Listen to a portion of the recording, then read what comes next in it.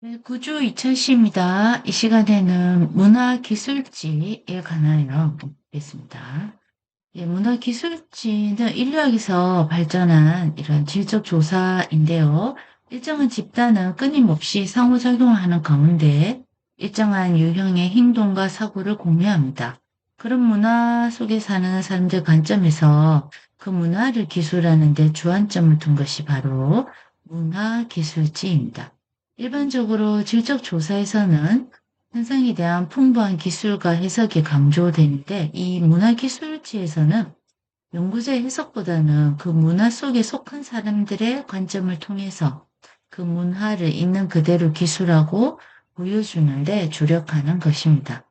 따라서 이 조사자는 그 문화 속에서 살고 있는 중요한 정보 제공자, 키 인포먼트라고 하는데요. 이 정보 제공자에게 의존하게 되죠. 문화기술지는 문화 공유 집단이 가지고 있는 가치나 행동, 신념, 언어에 이런 공유되고 학습된 패턴을 기술하고 또 해석하는 형태로 집단에 대한 장기간의 관찰을 수반하게 됩니다. 즉, 연구자가 그 사람들의 일상생활에 몰입된 참여 관찰을 통해서 집단을 장기간 관찰하거나 집단 참여자들을 관찰 면접하게 됩니다. 그래서 문화기술지 연구자는 문화 공유 집단의 행동이나 언어, 상호작용과 그런 의미들을 연구하는데요. 문화기술지에는 이 고해적 문화기술지, 생애사, 자기문화기술지, 페미니스트 문화기술지, 문화기술적 소설, 사진과 비디오, 전자미디어에서 발견되는 시각적 문화기술지 등 많은 유형이 있습니다. 다음 사례 연구인데요. 이 사례 조사라고도 하고요. 영어로는 케이스 스터디라고 합니다. 사례 연구는 사회복지학, 심리학, 약학 등에서 임상적인 개입의 효과를 평가할 때 선호해온 방법입니다. 그래서 한 사례에 대한 심층적인 서술에 초점을 둔 질적 조사 연구입니다. 이때 한 사례는 개인이 될 수도 있고 또 어떤 집단이나 프로그램, 사건, 활동이 될 수도 있습니다. 스테이크는 이 사례 연구는 방법론이 아니라 연구해야 할 것, 즉 경계를 가진 책임의 사례에 대한 선택이라고 했지만 다른 사람들은 그것을 탐구 전략, 방법론, 포괄적인 연구 전략 등으로 표현하고 있습니다. 사례 연구는 시간 경과에 따라서 하나의 경계를 가진 체계 혹은 경계를 가진 여러 체계를 탐색하고 다양한 정보 원천을 포함해서 상세하고 심층적인 자료를 수집하며 사례 기술과 사례의 기반을 둔 주제를 보고합니다. 사례 연구 접근은 사회과학자들에게 친숙해서 많은 학문 분야에 걸쳐서 활용되고 있고요. 스테이크는 사례 연구를 위한 절차를 체계적으로 설정했으며 하버스쿨에 대한 예에서도 그 절차를 폭넓게 인용하고 있습니다. 스테이크는 많은 사례 연구 분석에 대한 가장 최근의 저서에서 단계별 접근을 제시하고 있습니다. 그래서 질적 사례 연구 유형은 이 해당 사례가 한 개인이나 여러 사람, 집단, 전체 프로그램, 활동 등을 포함하는가와 같이 경계를 가진 체계의 규모에 따라서 구분하고 있습니다.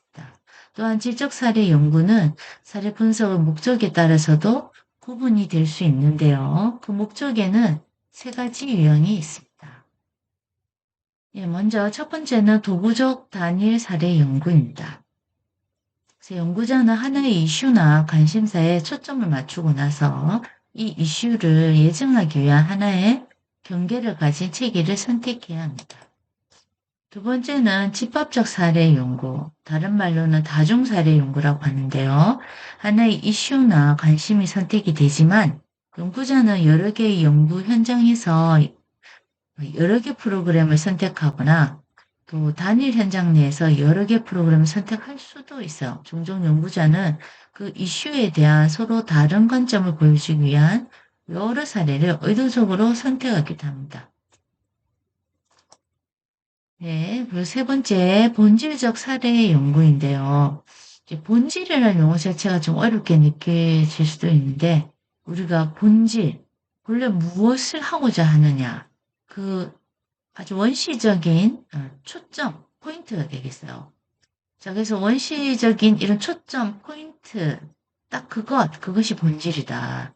그래서 초점이 사례 그 자체, 프로그램 평가하거나 어려움을 겪고 있는 학생을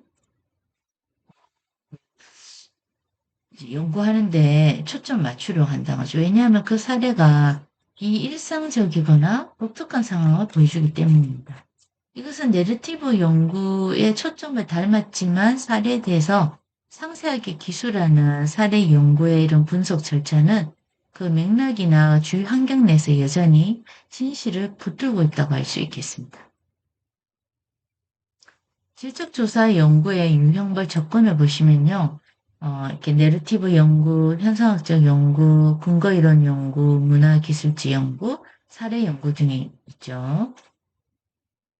이런 이상 5가지 질적조사 연구 유형 간의 기본적 차이점은 지금 보시는 그림과 같고요. 가장 기본적인 차이점은 각각의 유형이 이 성취하려고 시도하는 연구의 초점 혹은 1차적 목적이 다르다는 것입니다.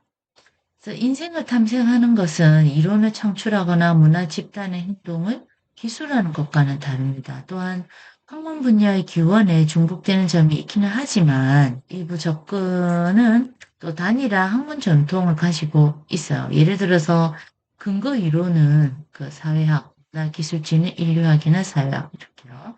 다른 접근은 광범위한 다학제 간 배경을 가지고 있어요. 예를 들어서 내러티브와 사례 연구의 경우겠죠. 자료 수집은 강조점을 두는데요. 예를 들어서 문화기술지에서는 관찰, 근거 이론에서는 면접, 이렇게 자료 수집의 범위도 예를 들어서 현상학에서는 면접만 활용하지만 사례 연구에서는 사례에 대한 깊이 있는 그림을 제공하기 위해서 다양한 형식을 또 활용합니다. 그래서 다시 한번 이 지적조사 연구 특성을 보면요. 내러티브 연구 보겠습니다. 초점부터. 내러티브 연구의 초점은 개인의 인생을 탐색하고요. 설계에 가장 적합한 문제 유형은 개인적인 경험에 대한 이야기를 말하고자 할 때고요. 현상학적 연구에서의 초점은 경험의 본질을 이해하는 것이고요. 그다음 설계에 가장 적합한 문제 유형은 체험한 현상의 본질을 기술하고자 할 때입니다. 근거이론 연구는 초점이 현상에서 나온 자료를 근거로 이론을 개발하고요. 설계에 가장 적합한 문제형은 연구 참여자의 관점에서 근거이론을 개발하고자 할 때이고요. 문화기술지 연구에서 초점은 문화 공유 집단을 기술하고 해석하는 데 있고요. 설계에 가장 적합한 문제형은 문화에 공유된 패턴을 기술하고 해석하고자 할 때 있습니다. 사례 연구, 케이스 스터디 같은 경우는요, 초점이 단일 사례나 여러 사례에 대한 심층 기술과 분석을 전개하고자 할 때고요. 설계에 가장 적합한 문제 유형은 단일 사례나 여러 사례에 대한 깊이 있는 이해를 제공하고자 할 때 가장 적합하다고 보고 있습니다. 계속 이어서 보시겠습니다. 자, 내러티브 연구의 학문 배경은 인류학, 문헌정보학, 역사학, 심리학, 사회학을 포함한 인문학입니다. 분석 단위는 한 명 이상의 개인을 연구하는 것이고요. 자료 수집 형식은 주로 면접과 문서 활용이 되겠습니다. 현상학적 연구의 학문 배경은 철학, 심리학, 교육학이 있겠고요. 분석 단위는 경험을 공유해온 여러 개인을 연구하는 것입니다. 자료 수집 형식은 주로 개별 면접이지만 문서와 관찰, 예술 작품도 활용될 수 있겠습니다. 근거이론 연구입니다. 근거이론 연구의 학문적 배경은 사회학입니다. 분석 단위는 많은 개인이 관여하는 과정, 행동, 상호작용 연구하고요. 자료 수집 형식은 주로 20명에서 60명 정도의 개인 면접이 들어가 있습니다. 자, 문화기술지 연구에서의 학문 배경은 인류학, 사회학, 또 그 분석 단위는 같은 문화를 공유하는 집단을 연구. 자료 수집 형식은 주로 관찰과 면접을 활용하지만 현장에서 오랜 시간 보내면서 다른 자료 원들을 수집하는 것이죠. 사례 연구는요, 학문 배경인 심리학, 법학, 정치학 의학이 있겠고요. 또 분석 단위가 사건, 프로그램, 활동, 또 한 명 이상의 개인이 연구하는 것이고요.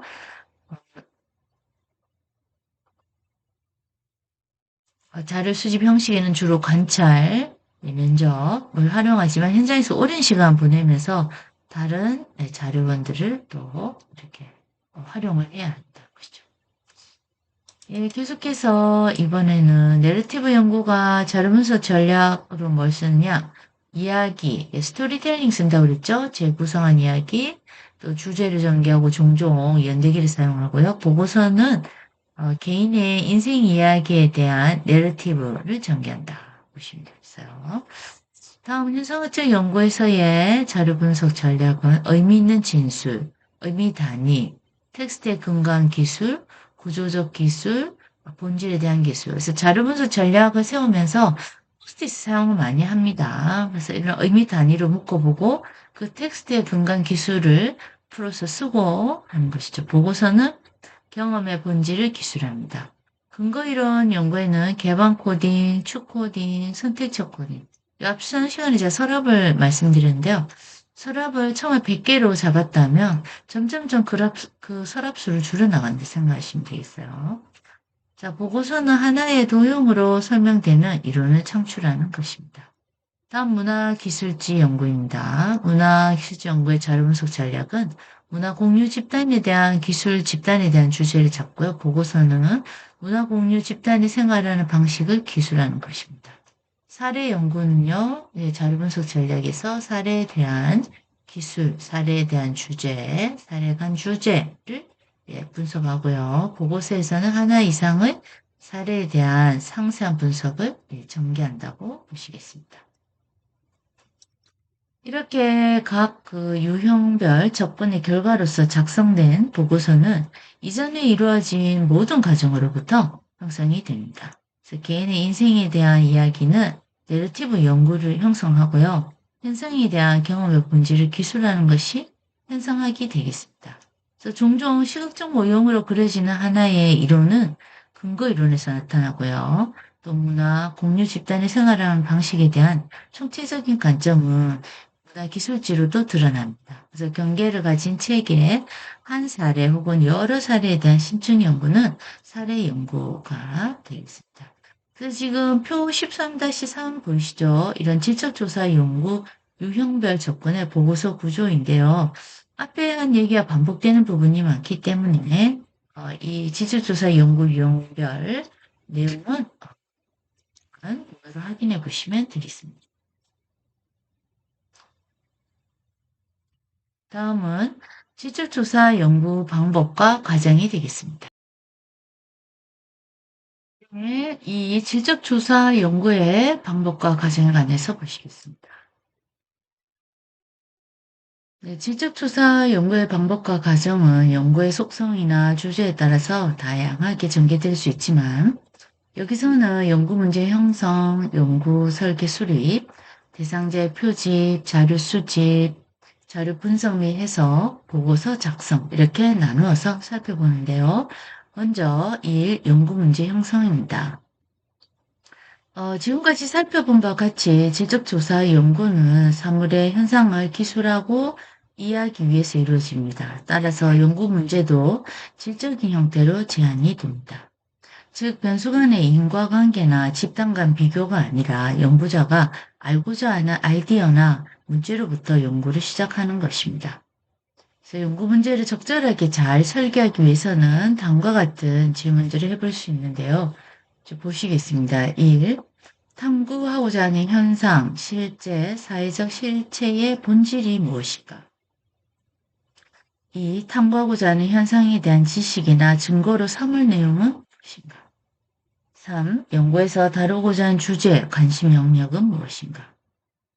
4. 이론적이나 지적으로 해결하고자 하는 궁금증은 무엇인가? 5. 무엇을 설명하고자 하는가? 6. 이 연구의 목적은 무엇인가? 7. 왜 이 연구를 수행하고 있는가입니다. 이걸 먼저 물어보시고 이 지적조사 연구를 시작하셔야 된다는 거죠. 다음 연구 설계 수립입니다. 연구 문제가 이렇게 형성이 되면 이를 구체화하기 위해서 연구 주제와 관련된 문헌, 이 선행 연구에 대해서 조사를 하고 나서 전체적인 연구 절차에 대한 구체적인 플랜을 세웁니다. 그러나 문헌 고찰이 항상 필수적인 건 또 아닙니다. 때로는 자료 수집이나 자료 수집을 하고 나서 이루어질 수도 있겠죠. 왜냐하면 연구자가 관련 주제나 조사 대상에 대한 편견이나 선입견을 갖지 않기 위해서죠. 세 번째, 대상자의 표집입니다. 일반적으로 이 모집단에서 표본을 뽑을 때 대표성, 타당도 등을 고려해야 합니다. 그러나 지적조사 연구에서는 모집단이 불분명한 경우 많기 때문에 표본을 뽑을 때도 나름대로 모집단과 여러 가지 특성이 비슷하다고 판단되는 표본을 선정하는 유의 표집이나 운동의 표집과 같은 비확률 표집을 주로 사용합니다. 다음 자료 수집입니다. 연구자가 보고 듣고 느끼는 모든 것이 바로 연구 자료가 되고요. 그 외에도 현장에서 이루어지는 모든 상황이 자료로 활용될 수도 있습니다.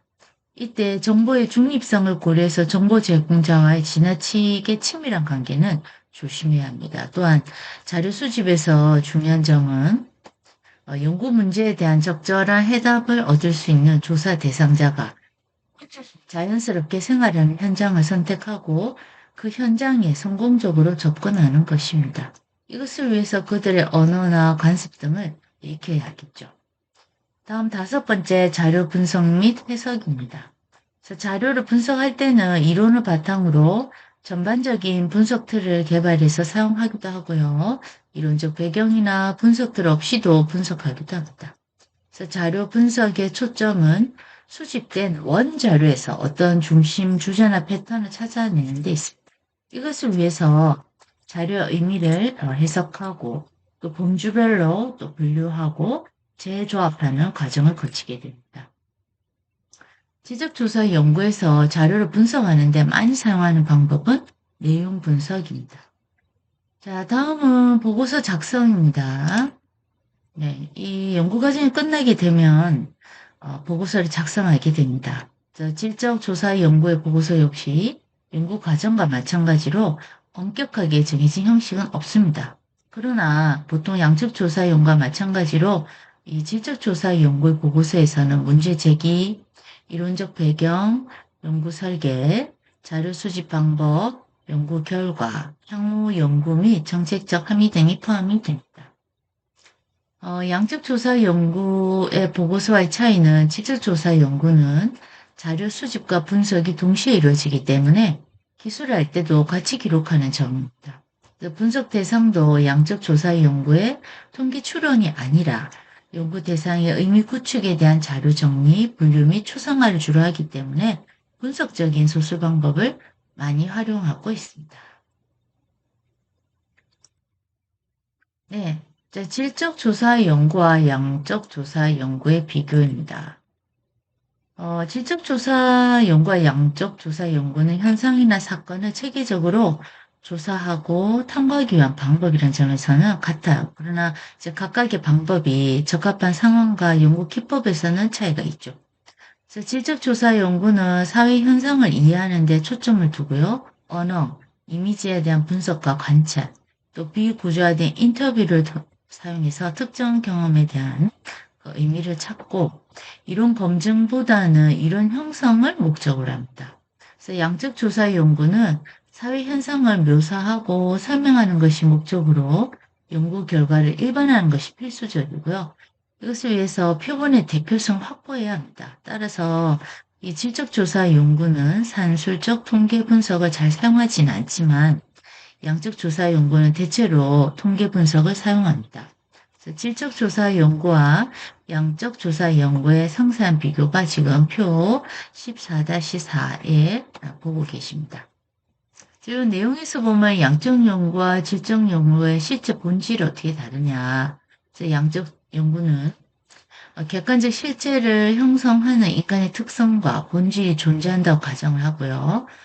복잡한 패러다임에 관계된 변인에 대한 연구가 가능하다고 보죠. 그래서 인과관계가 결과에 시간적으로 선행하거나 동시에 일어난 원인이 실제라고 보고요. 연구 목적은 일반적 원리의 법칙을 발견하고 인과관계 혹은 상관관계를 파악하는 것이죠. 그래서 연구 대상은 대표성을 갖는 많은 수의 표본을 확보하고요. 주로 확률적 표적 방법을 사용해요. 반면에 질적 연구는 실제 본질이 객관적 실제를 일반화시킬 수 있는 인간의 속성과 본성은 없다고 가정하고 시작해요. 그래서 단편적인 연구가 아닌 총체적 연구의 필요성을 주장하고 있고요. 인과관계는 구분이 불가능하다고 보고 있어요. 연구 목적은 특정 현상에 대한 이해를 갖자는 것이고요. 또 특정 현상에 대한 해석이나 의미의 차이를 이해하자는 것이죠. 그래서 연구 대상이 적은 수의 표본일 경우가 많고요. 주로 비확률적 표식 방법을 사용합니다. 예, 계속해서 양적 연구, 질적 연구 비교 내용입니다. 그래서 양적 연구에서는 연구자와 연구 대상과의 관계가 가치 중립적이다. 가치 중립은 뭘까요? 왜곡될 수, 너무 가까워지면 왜곡될 수 있기 때문에 어느 정도 거리를 유지하면서 서로의 이 주관성을 훼손시키지 않는 것이죠. 자료 수집은 다양한 측정 도구를 사용하고요. 네, 구조화된 양적 자료를 수집합니다. 자료 분석은 통계적 분석을 쓰는데요. 여기에는 뭐 기술 통계나 추리 통계 방법 등 여러 가지 기법이 있겠습니다. 연구 방법의 예로는 설문지를 활용한 조사 연구가 대표적이고요. 실험 설계에 의한 실험 연구, 점검표를 활용한 관찰 연구가 있고요. 일반화가 가능하다는 것입니다. 그러나 질적 연구는 가치 개입적입니다. 그래서 연구자 연구 대상이 서로 밀접한 관계를 유지하게 됩니다. 연구자가 중요한 연구 도구가 되겠고요. 또 비구조화된 질적 자료 수집을 하게 됩니다. 질적 분석이란 뭐냐? 바로 내용 분석 혹은 기술 통계 분석이라고 할 수 있고요. 그 연구 방법의 예로는 관찰법, 면접법을 활용한 사례 연구 있고요. 문화 기술의 연구도 있습니다. 그래서 일반화하기는 어렵습니다. 연구 자체가 독특하기 때문이죠. 다음 사질적 조사 연구에 대한 논쟁입니다. 질적조사 연구와 이 양적 조사 연구에 대한 논쟁 끊임없이 있었습니다. 그래서 양적 조사 연구를 선호하는 연구자는 종종 질적조사 연구의 결과에 대해서 의심스러워합니다. 그래서 1950년대, 60년대 저널에서는 양적 조사 연구와 질적 조사 연구에 대한 상대적인 가치와 중요성에 관련해서 논쟁이 시작됐고요. 사회복지 분야에서는 적절한 연구 방법에 관한 이 논쟁이 최근 사회복지 저널에서도 가끔 치열하게 또 재현되고 있습니다. 이것은 사회복지 조사자들이 양적, 경험적 연구 방법을 더 많이 사용하고 있기 때문입니다. 다시 말하면 이 양적 조사 연구 방법을 선호하는 사람들은 질적 조사 연구 방법이 그 효과성을 증명하고 실천을 이끌어내는데 필요한 지식을 도출하지 못하고 있다고 믿고 있고요. 한편 질적조사 연구 방법을 선호하는 사람들은 이 실증주의적 접근 방법이 단순히 조작적으로 정의되고 측정될 수 있는 데이터에만 집중하는 경향이 있기 때문에 양적 조사 연구 방법은 아주 제한적이고 피상적인 것이라고 또 반박하고 있습니다. 즉 경험주의자들이 객관성에 대한 집착으로 말미암아 이 연구 참여자 나머지 구체적인 것들 사이에서 발생하는 중요한 상호작용을 종종 간과하고 있다고 볼 수 있겠습니다. 그래서 이 두 가지 연구 방법 중에서 어떤 견해가 옳은가, 이 사회복지에 적절한 방법 무엇인가, 결론부터 말하면 사실상은 이 두 방법 모두 적합합니다. 현상에 대한 이해에서 양적 접근과 질적 접근은 모두 나름대로 한계가 있기 때문에 특히 이 훈련 과정에 있는 조사자는 이 두 가지 연구 방법을 모두 사용할 수 있도록 학습해 두어야 합니다. 사회복지사는 두 가지 방법 모두 사회복지 실천에 유익하게 활용할 수 있으며 각 연구 방법은 다른 연구 방법에 의한 연구 결과를 더 풍성하게 하는데 사용할 수 있겠죠. 그래서 실제 프로그램 평가 조사를 하는 연구자들은 두 가지 방법을 통합적으로 활용하고 있습니다. 예를 들면 이 개량적인 설문조사 포커스 그룹을 활용해서 연구의 폭과 깊이를 아우르는 결과를 산출하게 되겠죠. 그래서 결국에는 이 양적 조사 연구와 질적 조사 연구는 상부안적이라고 할 수 있습니다. 그래서 조사하고자 하는 프로그램이나 현상을 이해하는 연구자의 능력을 향상시키는 데 이바지한다고 볼 수 있겠습니다. 그래서 마데이는 프로그램 평가에서 질적 조사 연구 방법과 양적 조사 연구 방법을 통합함으로써 생기는 그 유익성에 대해서 구체적으로 제시하고 있는데요. 다음 시간에 이어서 계속 진행하겠습니다. 네, 들어주셔서 감사합니다.